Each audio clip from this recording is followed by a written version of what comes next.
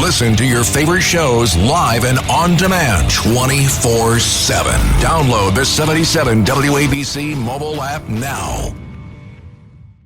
A common sense recap of the day's biggest stories. It's John Catsimatidis and Rita Cosby. Katz and Cosby on 77 WABC. Breaking news, WABC. And joining us now with some big breaking news is the founder of Just the News, John Solomon. John, you have some bombshells. Yeah, listen, I think sometime before now and the end of the week, we are going to get a notification to Congress that the Secret Service, months before the tragedy on July 13th at Butler, Pennsylvania, had some warnings from someone it should be listening to, the chief watchdog of the Homeland Security Department, telling them that, hey, you have some problems. You have some problems with protective details. You have some problems with training. You have some problems with communicating with law enforcement. Now, why is that important? Those are the very things that we now are being told from these hearings that we've all watched on television are the problems that were preludes to the shooter being able to get a clear shot at President Trump on July 13th. This warning occurred sometime earlier this year. It came from the Inspector General of the Homeland Security Department. It's a report that Congressman Barry Loudermilk has been pushing to get public. We got word today from members inside the Homeland Security Department that they have relented. They're going to turn over these records to Congress in the next couple of days. And yes, there were some pretty stark recommendations to the Secret Service that maybe they weren't up to snuff on protection detail anymore.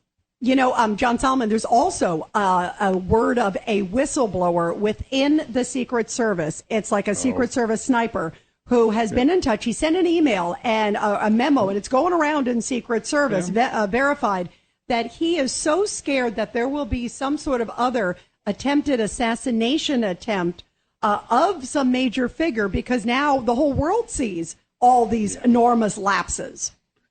That's right. So there are multiple Secret Service whistleblowers now cooperating with Congress, including with Senator Hawley, Senator Grassley, Senator Johnson, and Chairman James Comer. Multiple people. And by the way, this sentiment that the rank and file realized that their agency was adrift began several months ago when they started circulating a petition around the Secret Service saying our management is not doing their job right. We're not going to be able to deliver the safety and security that the Secret Service is expected to do. So there are multiple. One of these is a sniper. You're right. There's not any intelligence that they know someone's about to carry out another attack. I think the point that what whistleblower was making is we are so obviously vulnerable. We're so obviously not doing our job. We laid it bare in some of these hearings that someone's going to take another pot shot, because why not? We're not doing our job. And I think that was the point that one whistleblower was trying to make.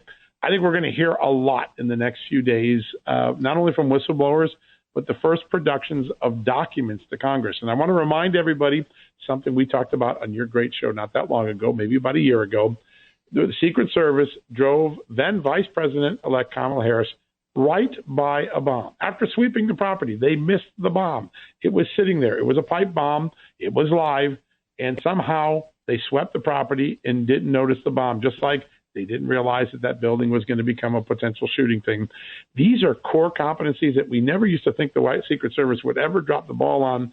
I think we're going to find out that there's been some real erosion of some of the core skills, training, and people that made the Secret Service so good at what they did. John, when the Secret Service, the acting head of the Secret Service testified the other day, he apologized, which was very nice. But when they asked him how many people were on President Trump's detail and how many people are on President Biden's detail, I'm sure he knew but did not want to answer. That's right. Yeah, there are a lot of moments he doesn't want to answer, and a couple of times where he flip-flops or gives double answers. I think this may be one of the most important moments when he's talking about it. They ask him, hey, did you coordinate with police and attend the coordination meeting the morning of? Local police were supposed to have a coordination meeting the morning of July 13th. The local police say the Secret Service didn't show up. Originally, the director or the acting director said, I think we might have shown up. And then he turned around to the same center asking and said, well, maybe we didn't show up. Wow. What sort of answer is that? We're 17 days from the incident.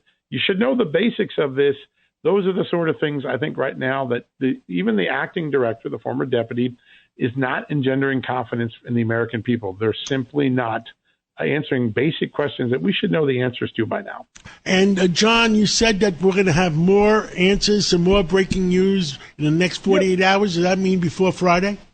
I do believe before Friday that we will see what this Homeland Security Inspector General report that went to Secret Service management earlier this year. So they knew about it long ago. I think we'll see that by the end of the week. Wow. Well, John Solomon, thank you so much for coming on, and we will talk to you on Friday.